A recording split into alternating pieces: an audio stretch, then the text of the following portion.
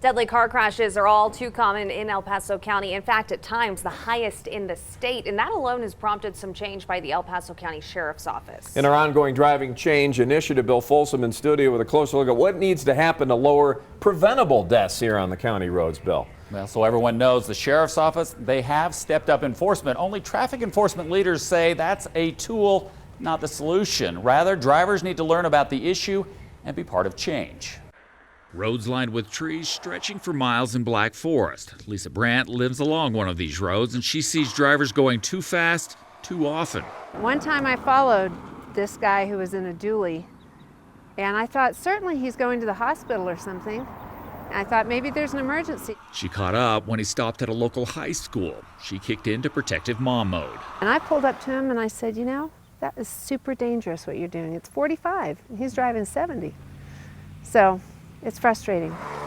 If you've driven on Highway 94, if you've driven on Highway 24, if you've driven on Hodgen Road, Highway 105, Highway 83, through the unincorporated portions of the county, you recognize the problem. Sergeant Cliff Porter is the traffic enforcement supervisor for the El Paso County Sheriff's Office. There's data showing dangerous traffic habits happening on El Paso County roads.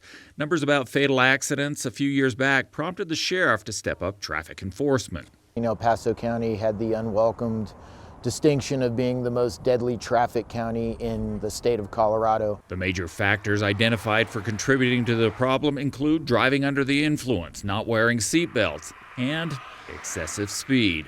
Porter says the issue with speed is how it affects stopping distance and reaction time. No matter how much sadness follows your decision-making process, it will not undo that incident, that moment in time where because of your speed, you were 2 seconds slower to respond, and that 2 seconds caused a tragic accident. Speed as a factor in deadly accidents is not just a theory in El Paso County. There's a list of real crashes showing the tragedy.